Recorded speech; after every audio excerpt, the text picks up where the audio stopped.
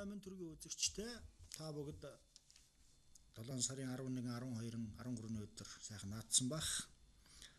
Амьдрал үргэлжилдгээр үргэлжилж байна. Тэгэхээр манай өнөөдрийн ярилцлагын цагаар Монголын зохиолчдын эвлэлийн шагналт сэтгүүлч, зохиолч Чулуунбаатарын Чулуунд орчийн мөнх хоёр оролцож байна. Оройн төргийн. Сүүлийн үед ямар уран бүтээл төрөвж байна? За сүүлийн үед болоод би гол нь бол сэтгүүл зүйн бүтээл дээр л болж байна да. Тэгээ ер нь бол одоо 100 уг нь бол тийм нэг улс төрийн хувьд өхмөл сезон гэж ярьдаг шиг лээ. Өнөөдөр бол улс төрийн олон чухал хүсэлмэл үйл явдал болж байна. Тийм болохоор одоо энэ улс төрийн үйл явдлыг тусгасан нийтлэлээр анхаарлаа их хандуулж байна. Гэхдээ өхмөлч явахад улс төрийн жишээ нь сая энэ 102 ч удаа Сүхбаатарын талбай дээр энэ Хятадтай өвөр Монголтой холбоотой жагсаал цуглаан болоход өөрөө оролцож ирсэн та. Тэр талаар ярихгүй. Тэгсэн. Тэр бол одоо ер нь түүхийн их хосгүй үйл явдал. Ягаад гэвэл өвөр Монгол, ар Монголд бол яг адилхан үйл явдал одоо жилийн одоо хугацаатаар хоорондоо ийм болсон байгаа. Тэгэхэд бол одоо энэ өвөр Монгол, ар монголчууд бол яг нэгэн одоо зорилго санаатайгаар ингэж жагснараа бол энэ жагсаалууд бол их онцлогтой юм болсон байгаа. Бид нэвтрүүлгийн өмнө ярьсан ямар шүү сэдвээр ярих вэ гэдэг. Тэгээд нэгдүгээр асуудал нь Монгол туурхтантай холбоотой. Тэгэхээр ерөөсөө өнөөдөр дэлхийд дээр Монголын зарим нэг сони хэвлэлээр 11 саяч гэж байна, 15 саяч гэж байгаа, 20 сая монголчууд амьдарч байна. Та энэ талаар ярихгүй.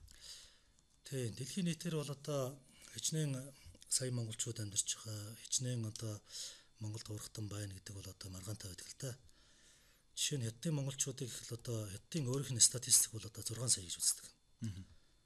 Тэгээ саяхан нэг өвөр монгол хүн бол одоо надад ер нь 1 сая байх гэж одоо хэлэх жишээ нэ. Хэдий тийм ч гэсэн одоо энэ манай Монголын энэ 3 сая одоо ард иргэдээс мань олон тооны монголчууд бол хэлийн чанартай байгаа гэдэг нь ойлгомжтой. Тэгээ монголчууд одоо ерөөсөө дэлхийн аль ч өнцөг болонд байсан одоо өөрийнх нь хүний болон үндэсний эрх зөрчигдсөн ийм байдалтай ажил төрж байгаа учраас Монгол улс ч гэсэн ялгаагүй. Тэгэхээр одоо хамтран тэмцэх, одоо энэ асуудлуудаа хамтран шийдэх ийм байдал бол их байгаа. Гэхдээ зарим хүмүүс ярьдаг л дээ. Өнөөдөр энэ өөрсдөө яа гэж тэр гадтаа байгаа монголчууд яах вэ гэж ярьдаг нэг хэсэг улсууд би. Гэтэ зөвхөн миний бодлоор бол ямар ч байсан тэр Монголд биш харьд байгаа энэ монголчуудтай бид холбоотой байсан дээр ямар ч байсан байж байхад илүүтэх юм ерөөсөө байхгүй. Холбоотой байх ч ёстой гэж бодож байгаа л дээ. Зөв. Тэр зөв л да. Тэгээ одоо ер нь яг энэ Монгол тууртныхаа эрх ашигыг хамгаалахдаа ямар нэг тийм экстремист байт юм уу ийм ангилалд хамаардахдаггүйгээр одоо тэмцэх нь чухал юм. Тухайн улсууд маань одоо бас өөрсдөө арчлыг хэрэгжүүлж улс гэж одоо өөрсдөө ярьдаг. Үндэсний эрхийг хэрэгжүүлж улс гэж ярьдаг. Энийг бариад тэрийн шаардаад бид нэр тэмцэж болоод бүрэн болох юм аа. Тэрийг бариад тэр улсуудтай бол одоо диалог хийж болно. Маргаан тэмцэл биш. Гэхдээ сая өвөр Монголд одоо тэр нэг хүнийг дараад алсныхын төлөө одоо шинэ монголчууд Улаанбаатарт байгаа Хятадын элчингийн өмнө жагсаал хийж байна. Энэ бол дэлхийн аль ч оронд байдаг л эсэргүүцэл шүү дээ. Байдаг л зүйл шүү дээ. Ачсан орон мөн л юм бол тийм ээ. Гэхдээ энэ дээр бол одоо нэг жагсаалаас илүү хэтрүүлж болохгүй байх. Гадаад оронтой холбоотой энэ асуудал дээр. Да ялангуяа Хятадтай холбоотой энэ асуудал дээр бол мэдээж бид тун болгоомжтой байх ёстой л доо. Тийм л дээ. Жагсаалаас ер нь хэтрэхгүй шүү дээ. Тэр жагсаал маань ч гэсэн одоо тийм 50 жагсаал гэсэн юм статустай. Тийм арга хэмжээ байсан. Бид нар бол жагсаал дээр бол одоо гол нь бол мэдгдлээ уншин, шаардлагаа уншин, одоо хүмүүс сэтгэл санаагаа илэрхийлнэ. Ийм л байдалтай байсан. Ер нь бол бидний цаашдын тэмцэл бол одоо хамгийн хурц нь бол одоо олон улсын одоо асуудал төр бол тэрнээс илүү хурцтан гэж бол байхгүй. Ялангуяа бол одоо хүч хэрэглэнэ гэж бол одоо бүр байхгүй. Ойлгомжтой л дээ. Тэр тусмаа Хятадтай шүү дээ. Тэгэлгүй яг уу. Энэ бол одоо маш их хүч хэрэгжил одоо дэлхийн нийтэд бас болгоомжлол төгшөөрийг төрүүлэх болсон ийм том өрний тухайд бол бид нар бол бодолтой давхар бодолтой байхгүй болохгүй л дээ. Ойлгомжтой. Сая тэр Хятадын элчин сайдын яамны өмнө жагсаалд одоо цуглаан болж байхад өөртөө ч бас нэг хин өвөр Монголын ямар намын дарга Рубин байжсэн. Тэрний тухай жоохон үзэгчтэй сонирхолж ирэхгүй. Юу хүн яасан вэ? Одоо хаана байна? Юу хийж?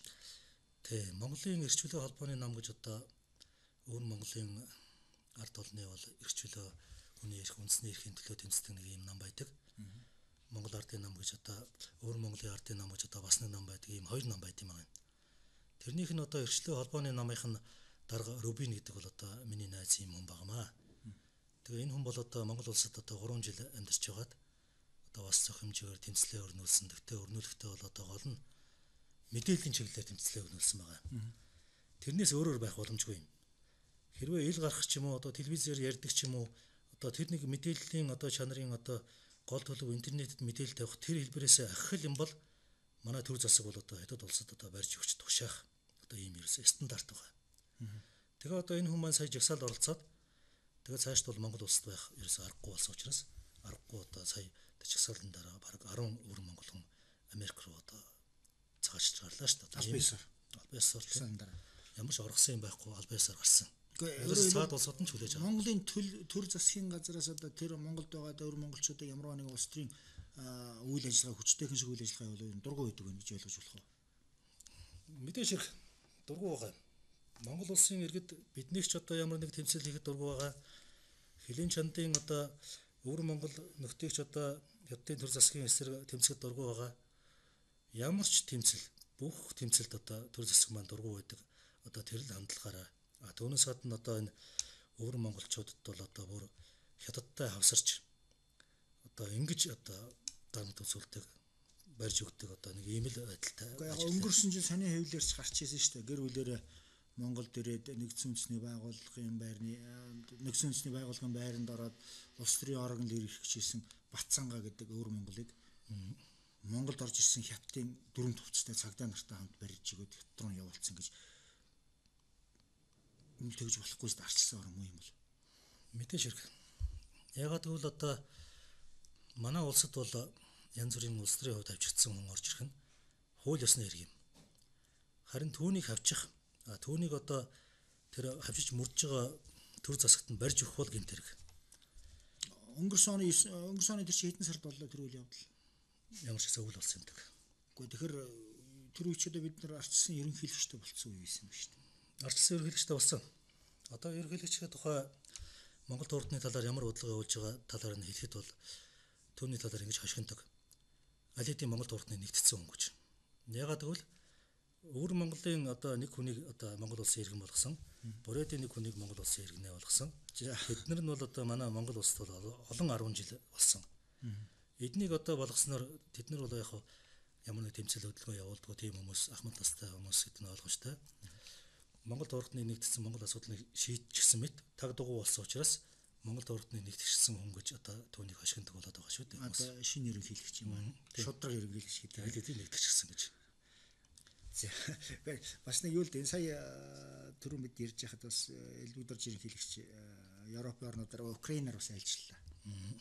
Тэгээд ангийн сонирхолтой нөгөө Белорусын дарангуйлагч Лукашенког уулнал эхлээд сонгуулийн хүлээн зөвшөөрч дараа нь боллоо одоо ойлгохгүй нэг тэр талаар та нэг ярих. Харин тийм. Өнгөрсөн оны 12 дугаар сард болсон одоо энэ Белорусын сөрөг хүчний тэмцлийг бол одоо Лукашенко нухчин дарсан дэлхийн нийтэд зэвсэлд төрүүлсэн. Тэрний дараах 1-р сард болсон сонгуул бол Лукашенко ялдаа болсон л та. Гэхдээ мэдээж хэрэг одоо лоурдад зогсохгүй эсрэг одоо өрсөлдөгчөөр шоронд хийцэн байгаа. Одоо хүрч шоронд байгаа. Тэгэхэд бол одоо дэлхийн нийтээр энэ хүний энэ лоурын сонгуулийг бол хүлээн зөвшөөрөв. 30 одоо маш бурангуй одоо Куба, Венесуэл, Иран зэрэг одоо Мянма одоо нэг юм хэлэхэд одоо тэр Мянмагийн одоо Аун Сан Суучиг одоо дисциплийн байгаа штэ. Тэрийг элбэгдэрж их өмгөөлдөг байсан хэрнээ. Тэр улсын дарангуулагч Тан Швэтэй мөр зэрэгцээд тан одоо тэр Мянма, Лаос, Монгол энэ гурван улс зэрэг одоо Лукашенког хүлээн зөвшөөрсөн ийм одоо сонин үйл явдал байдаг. Гэтэл бол саяхан Лукашенког би ойлгохгүй байна гэд маш олон баримт факт хэлж одоо Лукашенког зад шүүмжилсэн бол талархлыг хүлээхээс илүү бол тэр улсууд гайхшиг Украинд явж байхдаа жоохон очко авч байгаа байдал шүү. Одоо тийм л бах та би одоо Украинд одоо манай ерөнхийлөгч айлчлалын ач холбогдлыг би ерөөсөй ойлгохгүй байгаа шүү дээ. Харилцаа бол ерөөсөй өргөн биш. Энэ бол ер нь хувийн айлчлал юм болов уу гэж ойлгоод байгаа. Эсвэл Украинаас үнэхээр нэг өнгө төгсгөлийн экспортлох гэдэг юм болов? Өнгө төгсгөлийг экспортлох гайгүй баг. Өөрийнхөө манай Батцандан хин хоёр экспортлно гэдэг ааштай. Магна хоёр Украин экспортлох тийм яриа байж болохгүй. Өөрийнхөө ностальгияг л одоо ер нь тэнд экспортлж очсон байх. Тэгвэл бол одоо тэр Лукашенког шүүмжлэхэд бол Белорусын хэвлэл дээр бол Лукашенког ойлгодог цөөн хүний нэг байсан хүн өнөөдөр Лукашенког ойлгох болсныг Белорусчууд ойлгохгүй байна гэж хэвлэл дээр бичсэн байна үлээ. Өнөөдөр Монголын улс төр тийм л болцсон шүү дээ. Өнөөдөр би хувьсгалтай байснаа маргаш арчсан нам болж болно. Эсвэл энэ хоёрыг дэмждэг байснаа би годомж нийш тэмцэгч болж болно. Чи одоо Монголын улс төрд бол ер нь ичиг үзэгдэл стандарт ичих нүрээ алдсан ус зөндөл болцсон тийм. Тэдний нэг том жишээ юм. Дараагийн сэдв рүү оръё л да. Шинэ цөмийн асуудлаар бас Facebook дээр өөр ингээд дуграад ирсэн. Тэр талаар ярих уу? Тий. Энэ бол одоо дэлхийг өнөөдөр донцлогсон тийм шившгтэй, шидтэй, маш муухай юм болж байна л да. Ерөөсө дэлхийн цөмийн хогийн савыг бол Монголд байх бол төвлөрүүлж. Үүнийг яг гардан байгуулах улс нь одоо Япон, Америк хоёр болохоос биш. Үйлчлэх хүрээ нь бол одоо дэлхийн юм. За энэ одоо нууц хилцээр олон тодорхой болгоод өнөөдөр бол дэлхийд даяар тодорхой зөвхөн манай улсын дараа нар мэдэхгүй байна энэ тухай байгуулсан болсон шүү дээ. Тодорхой болмогц бол одоо тэр Европын холбоо гадагш нь уг нь бол цөмийн хаягдл экспортлохыг бол гаргахыг бол хоригдсан байснаа яаран цогцолсон байна. Нэгэнтээ дэлхийн цөмийн хогийн сав нэгдсэн байгаа юм чинь одоо Европ төвдөө цөмийн хог байх ямар шаардлагатай юм? Манайхаар Монгол руу зөөгөл юм гэсэн үг. Монгол руу зөөгөл байна гэсэн үг. Тэгээ яг хэвдээ мэдээж хэрэг энэ бол аюулгүй осолгүй гэж ярьж байгаа ч гэсэн ийм их одоо ашиг орлоготой одоо килограмм хаягдлыг одоо булахад $500 доод ханшин шүү дээ. Ийм бизнесээс ягаад Япон, Америк хоёр өөрсдөө татгалзсан бэ гэвэл тэр бол өөрөө бол үнэндээ тийм аюулгүй биш гэдгийг л харуулж байгаа. Нэрдээ маш аюултай. Маш аюултай. Тэр үтгэл одоо Монгол улс үндэстэн бол одоо байхгүй болох тэр юм аа л одоо хөрсөн дөрөө болж байна гэсэн үг шүү дээ. Сая нэг хэсэгч одоо ихэнх том сонингууд, ихэнх том телевизүүдээр бол ерөөсөө атомын цахилгаан станц бол ерөөсөө маш хямд Монголд их ирээдүйтэй бараг атом бол аюул байхгүй гэдэг гэж сурчлаад байгаа юм да. Тэр том сонин сэтгүүлүүд мөн өөрөө нөгөө том олигархуудын хувийн өмчүүд тэрийг тэгээд сурчлаад байдаг. Ард түмний нарийн хүчийг мэдэхгүй байгаа. Үнэхээр тэр нь тийм хямдхан одоо сайхан юм байдаг юм байх гэж. Тийм хямдхан сайхан юм байдаг байсан юм бол германчууд энэ атомын бөмбөгийг анх бүтээсэн германчууд яагаад одоо татгалзаж эхлэх гэж байна. 21 он 2022 оноос германчууд атомын цахилгаан станцаас бүр мөсөн татгалзах гэж байгаа шин. Одоо атомын бөмбөгийг анх германчууд бүтээсэн шүү дээ. Америкт байсан Германы эрдэмтэд бүтээснээс Америкт бүтээгээгүй. Тийм болж хахад монголчууд одоо өнөөдөр юу ярьж байгаа нөхөр ерөөсөө атом бол их аюул байхгүй гэдэг одоо амар юм яриад байдаг. Тэнийг цаашдаа яах вэ? Энийг бол одоо ерөөсөө ямар ч одоо маргаан байхгүй. Манай ард иргэд бол бүгдээрээ хүчээ нэгтгэж үүнийг эсэргүүцэж одоо босож тэмцэл ёстой. Энэ хогийн савыг бол манай Монгол улсад байгуулж болохгүй. Одоо тэгээд юу юм? Гадаадын хэвлэл дээр бичсэн байна. Одоо тэр Оросын дорн дахны судлах хүрээлэнгийн одоо дэд захирал Лузянин гэдэг хүн. Энэ асуудлыг бол Монголын засгийн газар нууцаар хийсний учир нь бол одоо огцрох аюул байсан учраас гэж. Гадаадынхан хүртэл хэлж байна. Энэ бол огцроход хангалттай үндэслэл гэж. Засгийн газар тэр чигээр. Тэ энэ бол миний бодоход бол огцрох бол юу ч биш. Энэ бол ерөөсөө манай Монголын шүүх биш одоо гайхын шүүх одоо шүүх хэмжээний ийм том хүндрэлтний хэмтэр гэж би бодож байна. Гэхдээ нөө судлаач ган уйгаа бол манай дөрн аягуут бол аль хэзээ орж ирээд болцсон байх магадaltaй гэж хүртэл бас бичсэн байгаа шүү дээ тийм ээ. Тэр магадaltaй байлгүй яах вэ? Ягаад гэвэл манай улсад бол улсыг бол хайрлах юм байхгүй шүү дээ. Ягаад гэвэл хариу улс учраас болсон байх магадaltaй. Янз бүрийн он цаг хугацааг бол хүмүүс хэлж байна. Тэр бол одоо тэгээд буулахад одоо яах нь вэ? Нийгмийн реакц ямар байх нь вэ? Байгаль орчин ямар байх нь вэ? Ингэж туршиж болсон байхыг бол үгүйсэх арга ерөөсөө байхгүй. Болсон гэж одоо янз бүрийн мэдээлэл их гарч ирж байгаа. Өөр сэдвээр оръё л да. Өнөөдөр Монголын амьдралын хэм хэмжээ өнөөдөр монголчуудын амьдралын одоо байдалд таны сэтгэл зүрх нь хэр явж байна? Сайхан болж байна гэж бодож байна уу? Сүүлийн 20 жил арчлын 21 дэх жилд ороо явж байгаа. Одоо манай ард түмний амьдрал бол одоо сүүлийн 20 жилд урд хормойгоо аваад хойд хормойгоо аваад урд хормойгоо нөхнө гэдэг л ийм юм байсан болохоос биш. Ерөөсөө сайжирсан юм байхгүй. Өөрөөр хэлбэл одоо 20 жилийн турш одоо уруудан доройтсоор одоо социализмын үеэс бол бүх үзүүлэлтэд доройтлоо. Нэг ч одоо сайжирсан юм байхгүй. За яг машин зарим хүмүүс унж байна. Энэ бол одоо хэдэн 10 мянган хүн байт юм да. Гэхдээ одоо яаж олсон гэвэл зарим нь зүгээр одоо улсын мөнгөийг идэд олж байна. Зарим нь яг солонгос зов зүтэрч байж болж байна. За энэ бол одоо эрүүл нийгэм бол бас биш юм. Тэр машин бол амьдралын баталгаа ерөөсөө биш. Тэгээч цөөн хүнд байгаа. ард түмний маань амьдрал улам доройтч байна. Хэрвээ одоо тэмцэж одоо сэхэхгүй юм бол буурч доройтох болно. Одоо ингэж л хэлмээр байна. Геополитикийн хувьд одоо шин Монгол бол энэ хоёр том гүрний дунд байгаа жижиг орны хувьд ямар гадаад бодлогыг барих нь зөв гэж та бодож байгаа вэ? Үүний өмнө бол хоёр улстай бол маш сайн харилцаатай байх хэвээр. Ойлгомжтой. Хятадыг одоо тэр зарим хүмүүсийн хэлдгээр годомжинд дайралтсан газар нам зөхиод иж болохгүй. Нам зохихгүй ш. Тэр гэрээнийхээ үг үсгийг барих хэрэгтэй байхгүй юм. Тэнд бол одоо дандаа сайхан юм тунхагласан баа шүү дээ. Харилцан хүндэх нь тэгш хэрэгтэй байна. Одоо найрамдалтай байна, нөхөрлөлтэй байна, бие биенээ хамгаална. Энийг л одоо барих хэрэгтэй байхгүй юм. Гэтэл тэрийг барихгүйгээс олж одоо эн чинь юу болоод байна? Харилцан хүндэж байгаа ч юм байхгүй, харилцан эрх ашиг хангаж байгаа ч юм байхгүй. За юуны өмнө бол тэр гэрээнүүдийнхээ үг үсгийг барьж хоёр улстайгаа сайхан найрамдалтай байх хэрэгтэй. Тэгээд бусад одоо шаардлагатай бүх улсуудаа түүнээс одоо шаардлагагүй одоо хэн нэг хүний ностальгийг төрүүлдэг улстай бол биш. Шаардлагатай бүх улстай найрамдалт харилцаагаа хөгжүүлээд тэгш хөгжүүлээд ингэж явах хэрэгтэй Монгол улс бол. Америк Монголын 3 дахь хөрш гэдэгтээ та санал нэг үү? Санал нэг байна. Яагаад гэвэл аргагүй бас ингээд олон туйлд тийм гадаад харилцаа бидэнд хэрэгтэй. За Хятад, Орос энэ хоёр маань одоо үндсэндээ бол хоорондоо бас нэг блок болсон ийм улсууд. Тэгэхээр өөр туйл бас хэрэгтэй.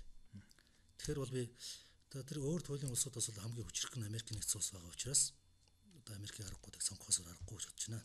Та тэр одоо барууны систем буюу Америкийн ардчилгээ ч юм итгэдэггүй. Энэ ер нь Монголд зохихгүй эсвэл зохихгүй за зохино гэж бодоход хажуу хоёр том хөрш маань тим систем байхгүй бид Америкийн ардчилгээг Монголд хөгжүүлж чадах уу? Одоо бидний ойлголтоор хөгжүүлээ 20 жил болчихлоо шүү дээ. Бид нар ерөөсөө тэр Америкийн нэгдсэн улсын тогтолцоог бол улс орондоо бий болгоогүй учраас тохирохгүй юу гэдэг талаарч бүр хэлэхэд хэцүү байх шүү дээ. Манай улсын өнөөгийн байгаа тогтолцоо маань одоо хөрш хоёр улсынхтайгаа бол адил төстэй байгаа учраас одоо Оросын холбооны улсд байдаг шиг тийм хуурамг олон улсын олон намын систем, хуурамг ардчил ийм байгаа. Тэгж ярих юм бол хэд ч гэсэн олон намын систем байж л байгаа шүү дээ. Тийм л дээ. Тийм болохоор одоо тэр Америкийн тогтолцоо тохирохгүй юу гэж бүр ярих бол хэцүү байна. Ямар ч байсан ингэж ярьдаг шүү дээ. Хүн төрөлхтөн өнөөдөр бол одоо ардчлалаас илүү юм бодж олсонгүй.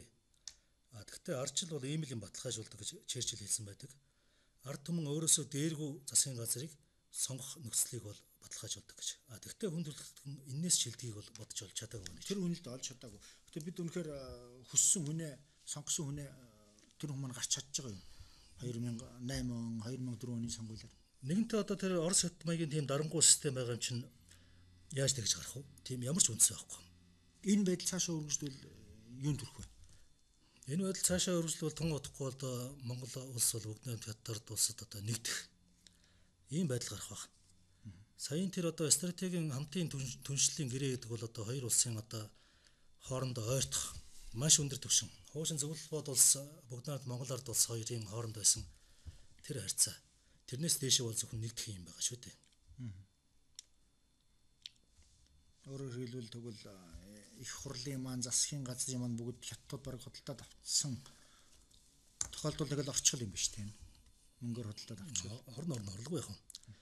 Ер нь бол одоо манай Монголын төрийн түвшээд одоо урд очихдоо бүгд найрамд хятад улсад нэг төсөлтэй байгаа гэсэн хүсэлтийг одоо тавьж шам хүртэх тухай бол Хонконгийн хэвлэлээр бичсэн байгаа шүү дээ.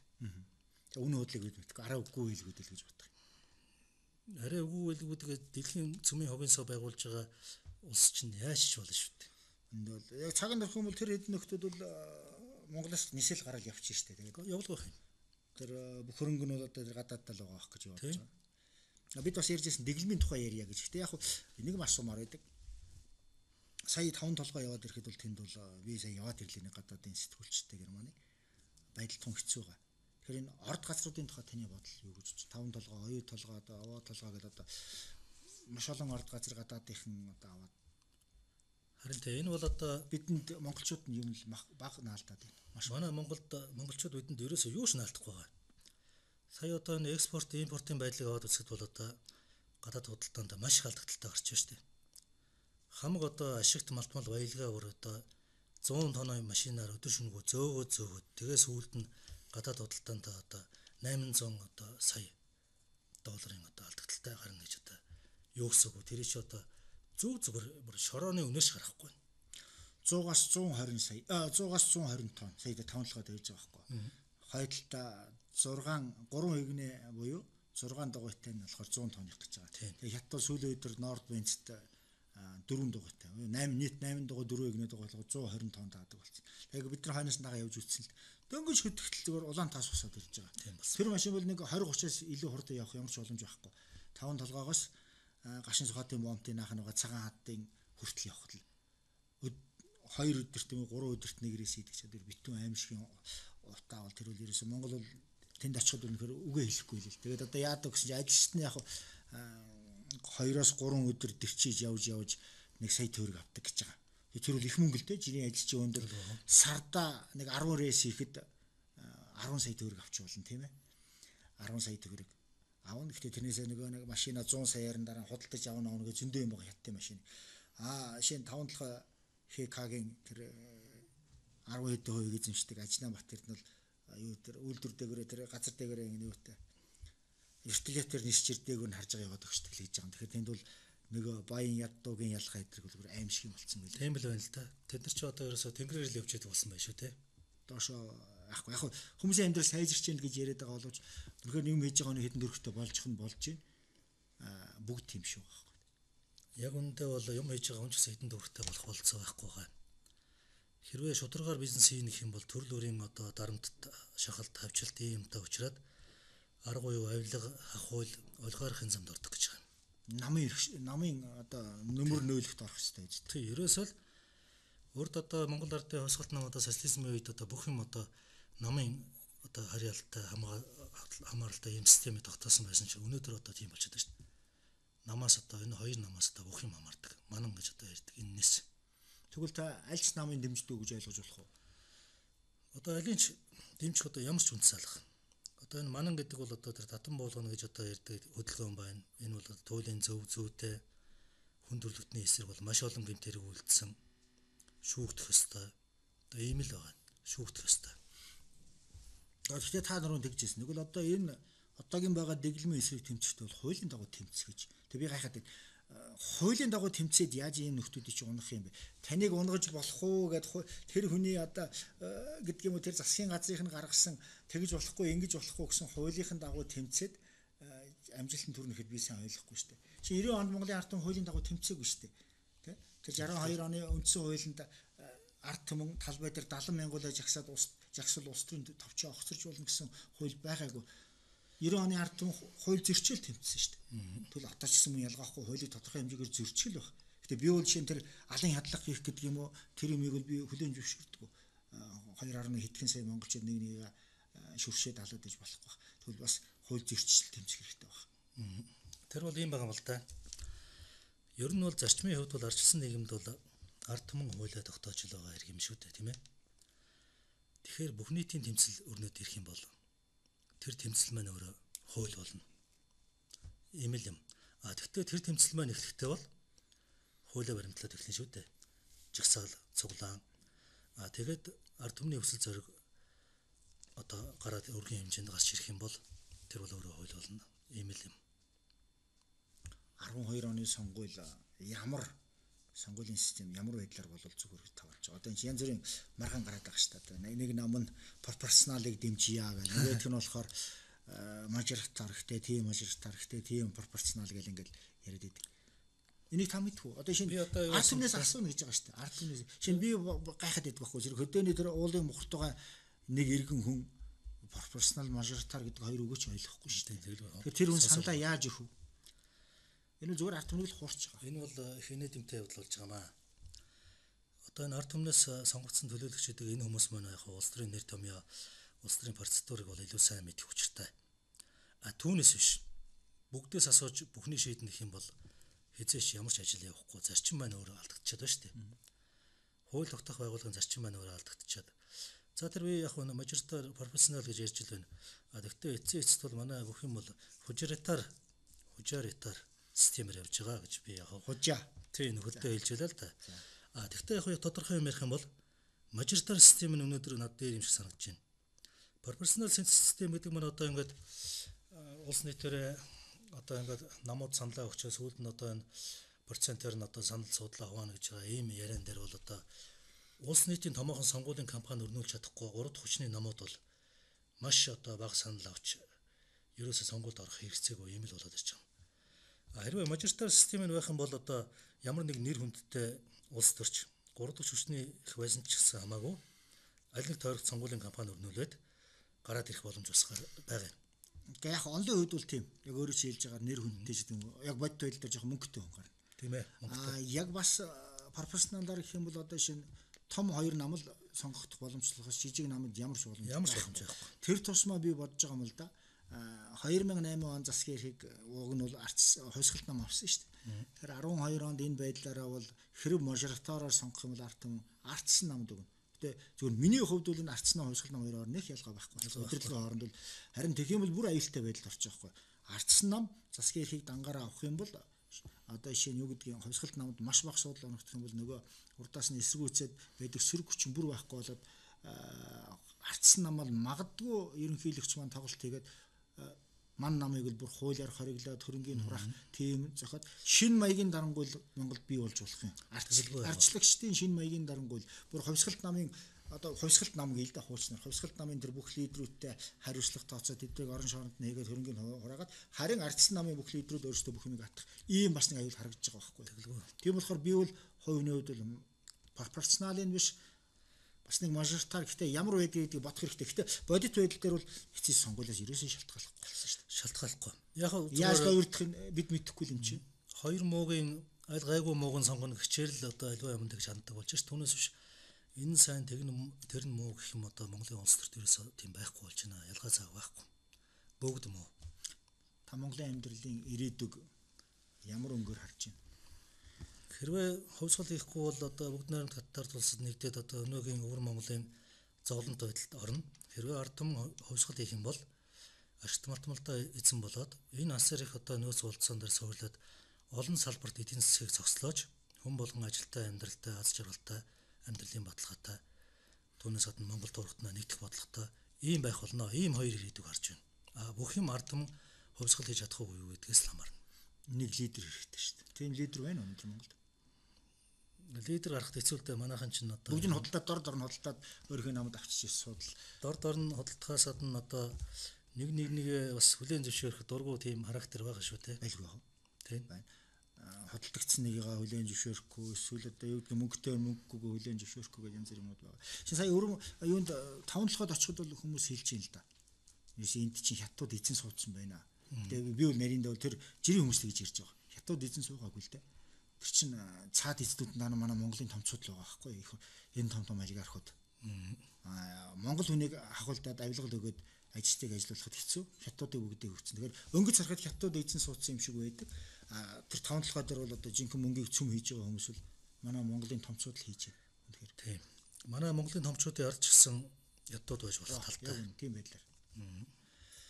За үзэгчдээ манай өнөөдрийн нэвтрүүлэгт Монголын зохиолчдын эвлийн шагналт сэтгүүлч зохиолч Чулуунд Оржийн мөн хоёр оролцож байна.